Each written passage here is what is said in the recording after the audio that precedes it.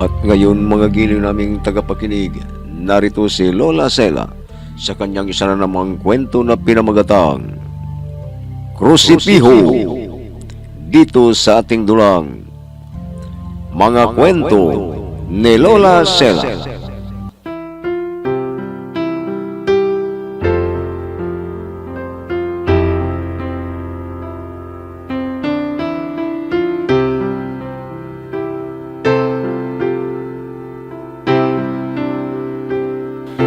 Kumusta na kayo, mga apo?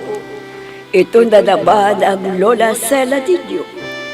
Ang ikukwento ko sa inyo ngayon ay tungkol sa isang batang abnoy na naging pulubi dahil pinilit siya ng kanyang mga magulang na gawin yun dahil sa kanilang bisyo. Laging ginugutom ang bata, kaya naging abnoy siya. At doon niya nakita ang isang krusipeho na naging may kaugnayan sa kanya. Mga apo, diyan lang kayo at sisimulan ko na ang aking kwento.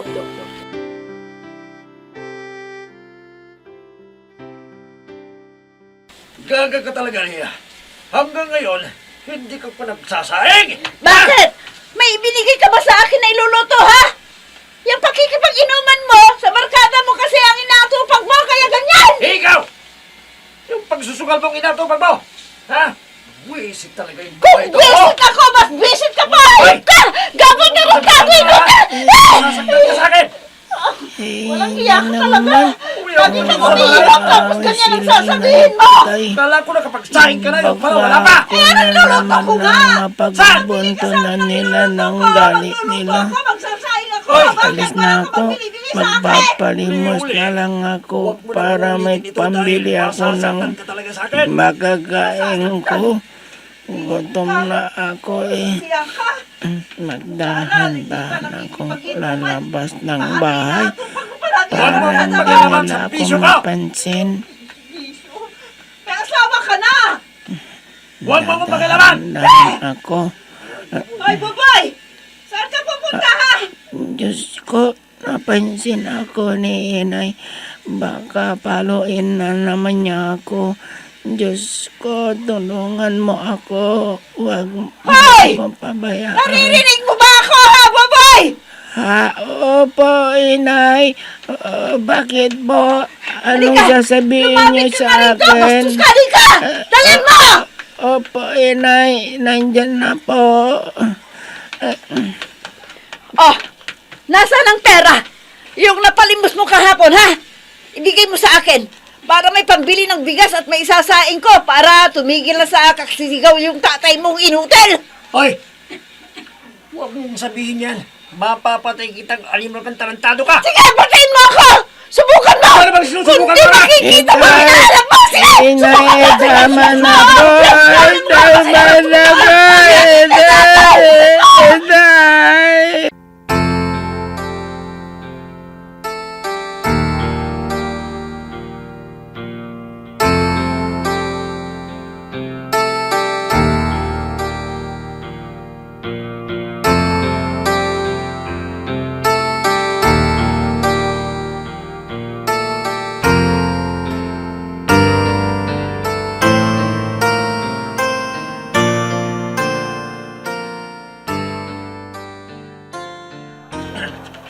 Malimos po. Maawa na po kayo sa akin. Gutom na po ako. Malimos. Teka, sino ka? Ha? Parang kilala kita. Boy? Anong pangalan mo? Ha? Ako po si Boboy. Boboy? Naku, apo! Ikaw nga ba yan? Ha? Lola Ason? Kayo ba yan? Ay, nako! Boboy, apo! Anong nangyari sa iyo? Bakit ganyan ang itsura mo? Ang dungis-dungis mo! Nasaan ba ang inay at itay mo, ha? Nandun sila sa bahay namin, Lola. Iniwan ko silang nag-aaway. kawawa ka naman, Apo. Halika, iuwi kita sa bahay namin ng Lolo Pidyong mo. Pero bago tayo uuwi doon ibibili muna kita ng bagong damit mo. Halika na. Ha? Baka hanapin ako nila inay at itay. Papaluin na naman ako. Huwag kang mag-alala, Apo. Ako ang bahala sa'yo. Subukan ka nilang saktan. Kundi, ipaapakulong ko sila. Ipapadampot ko na sila sa pulis.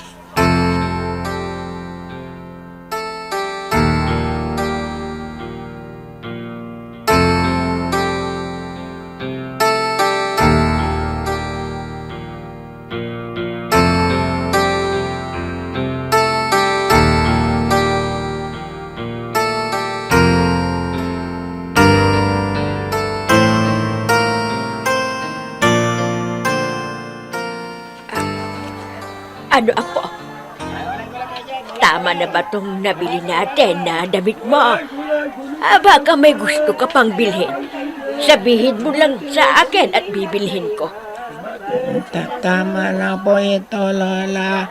Wala na akong gustong bilhin. Ay, naku, Apo.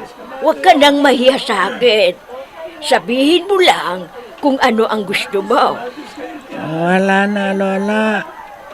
Kung pagkain pong gusto kong bilhin dahil gutom na ako.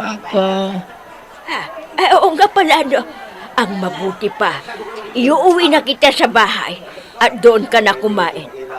Matutuwa nito ang lolo mo kapag nakita ka, Apo. Sige po, Lola. Talagang gutom na ako.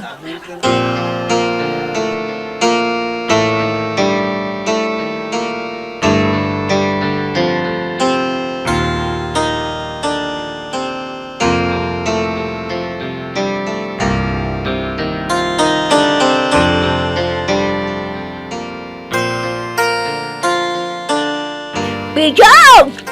Pijong! Nasaan ka? Ason, bakit?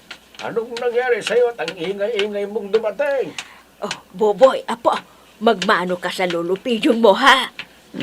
Mano po, Lolo? Sinong bata itong kasama mo? Ha? Sino siya, Ason? Hindi mo rin ba siya nakilala? Ay, nako, si Boboy ito! Ang apo natin! Ano? Si Bobo na ba ito? Nako! Magbibinata na pala ang apo natin, Ang gwapo niya. Mana sa akin. Mabuti naman, apo, at dumalaw ka rito. Ay, pahalik nga, apo. Ang laki-laki mo na, apo, ha. Nang huling makita kita, sangbol ka pa lamang.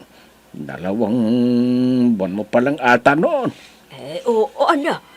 Nakapagsaing ka na ba pala? Pijong, kakain na tayo. Busugin natin si Buboy. Kasi gutom na siya. Ay, oo. Kanina pa ako nakapagluto. At may ulam na rin tayo. Iniluto ko na yung isang manok natin na kamuntik ng matukang itlog ko nang pinapakain ko. Sige, Ason. Ikaw na ang maghain para makakain na itong apo natin. Gwapo mo talaga, apo ko. Ay, dito ka na tumira, ha, para may libangan naman kami ng lola mo.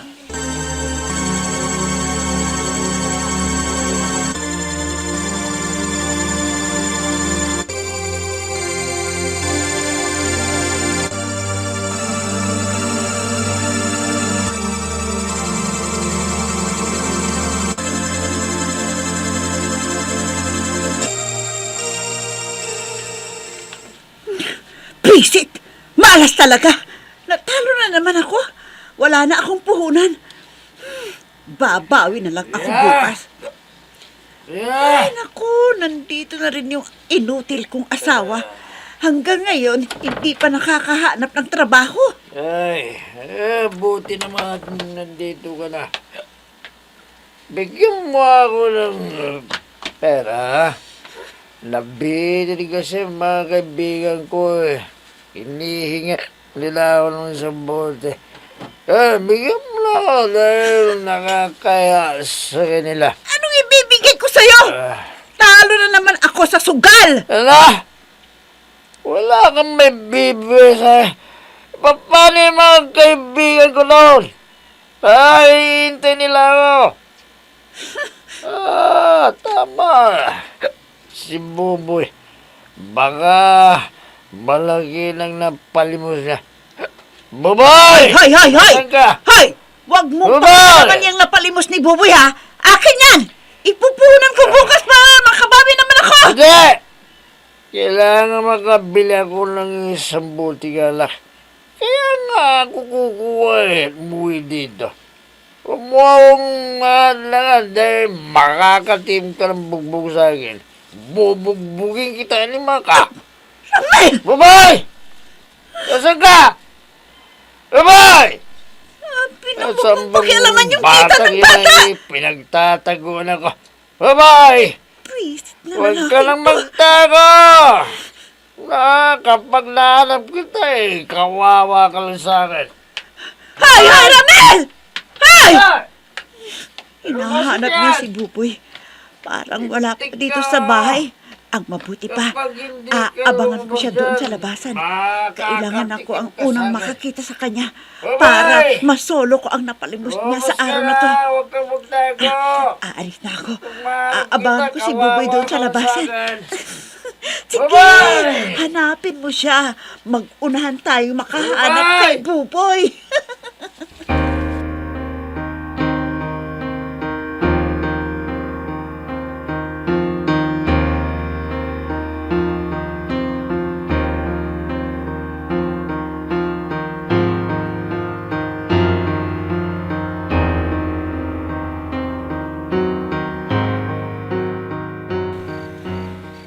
Ano, Boboy Apo? Nabusog ka ba?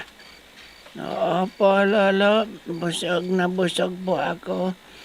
Pero uuwi na ako. Baka hinahanap na ako nila inay at itay. Ay, nako, gabi na. Bukas ka na lang umuwi, Apo, at ihahatid ka namin doon. Eh, bakit ba? Parang takot na takot ka sa inay at itay mo, ha? Ano bang nangyari? Bakit ka nagpapalimos? Gutom na kasi ako, Lola. Kaya ako nagpapalimos. Apo, sabihin mo nga sa amin, naglolo mo, kung ano talaga ang ginawa sa'yo ng itay at inay mo. Hindi ko sasabihin sa kanila. Baka parusahan ako nila inay at itay. Ay, sige na, Apo, sabihin mo na sa amin ng lola mo kung anong ginawa sa iyo ng inay at itay mo. Wala po, Lolo. Alanggang nagutom lang ako kaya ako na malimos. Biyong, palagay ko, sinasaktan siya. Tignan mo ang paa at kamay niya. Parang may latay. Ayan o, tignan mo. Kaya, bukas, kapag ihahatid natin siya, manmanan muna natin bago tayo umalis.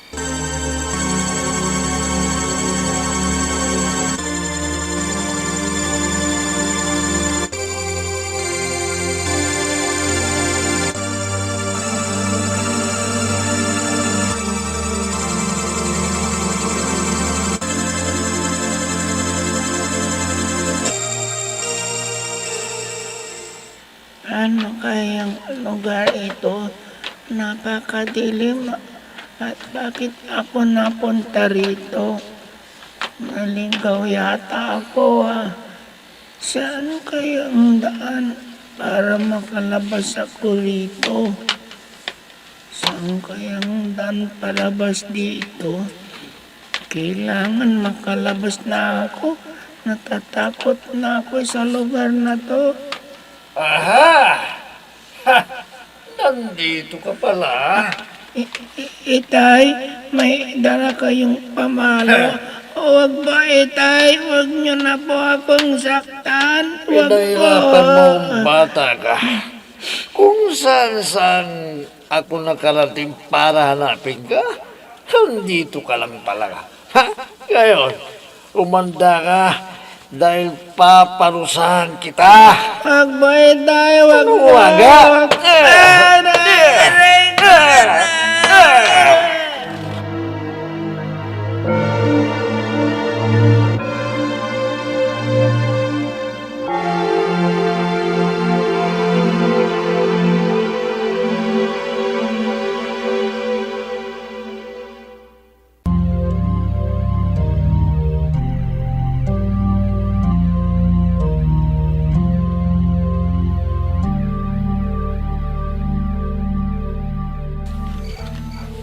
Ay, Ason, tulog na ba yung apo natin? Oo, Pidyo. Ay, naawa ako sa kanya. Bakas na bakas sa mukha niya ang paghihirap. Parang hindi siya nakakatulog ng maayos. Eh, napansin ko rin yan sa kanya eh. Naawa ko sa kanya. Kaya kailangang malaman ko kung ano talaga ang kalagayan niya doon sa bahay nila. Eh, sige, Pidyo.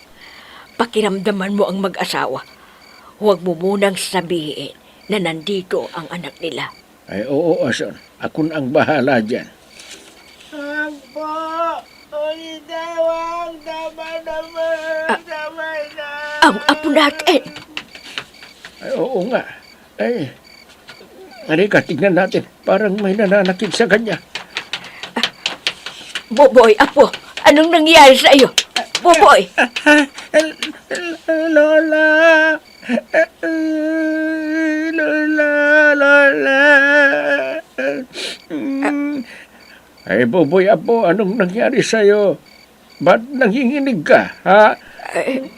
Pidyo, nanaginip yata siya. Boboy, apo, huwag ka nang umiyak. Nandito na kami ng lolo mo. Tama na. O sige na, matulog ka na uli at tatabihan ka na namin.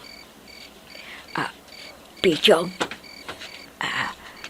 halika, matulog na rin tayo. Pero tabihan natin siya.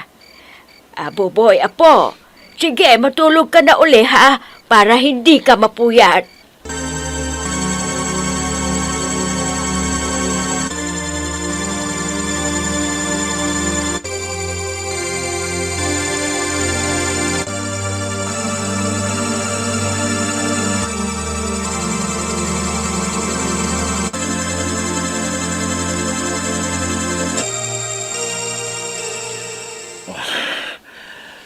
Buisit, hindi ko nakita ang batang yun. Makikita niya kapag nakita ko siya. Papaluin ko. Anong pambili ko ng alak kayan? Siguradong hinihintay na ako ng mga kainuman ko. Teka. Tindahan ni Aling Ijan yan ah. Tama. May tinda siyang alak. Magigising siya. Susundugin ko para maulan siya ng malay. Pasensya ka na, halingin dyan. Ayaw mo kasing magpautang eh. Kaya kung hindi ka makakuha sa santong salan, kukunin kita sa santong suntukan. Lalapitan ko ng dahan-dahan.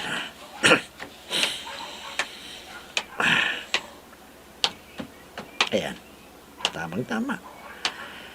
Hindi pala nakasaradong pinto ng tindahan eh. Ayan, malayang-malaya ako. Napapasok dito. Kukuha ako ng alak. Ay! Anong ginagawa mo rito? Magnanakaw! Ay, magnanakaw! Ayan, dito mahimig ka. Kukuha na ako ng alak at sasamahan ko na rin ng para sa pulutan. Ayan.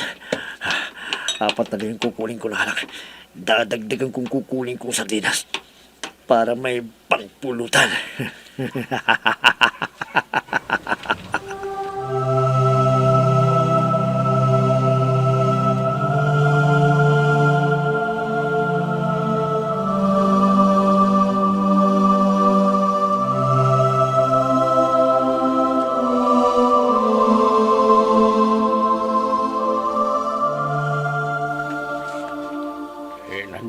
ako sa malapit sa bahay nila Ramil at Laya. Ano ba naman ang mag-asawang ito? Ang dumi-dumi ng harapan at paligid ng bahay nila. Hindi man lang nila na malinisan. Mga dugyo. O ano? Nakita mo ba si Buboy? Nasaan ang pera? Sinulo mo? Anong sinulong sinasabi mo? Hindi ko siya nakita. Baka ikaw. Sinulong mong perang namalimos siya. Ha? Dayupak kang alimal ka. Bigyan mo sa Tarantado! akin! Hayop ka! Lagi sabihin mo ikaw ako lang magkikinabang? pinagbibintangan! Wisit na buhay na to! Bigyan mo ako! Nagsisisi ako kung bakit ako nakipag-asawa sa'yo! Bakit? Ikaw lang ba? Nag-aaway sila. Kung alam ko lang na ganyan ang Naku, ugali mo, tama sana ang hindi hinala na ako ko. nakipag-asawa sa'yo!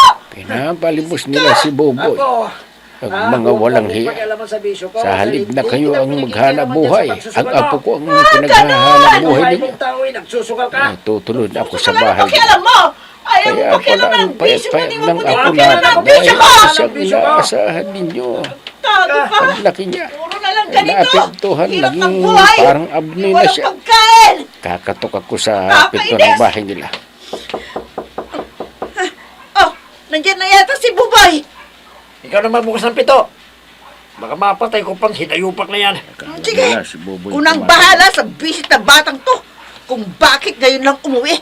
Wala tuloy akong naipuhunan sa sugal. Itong sayo!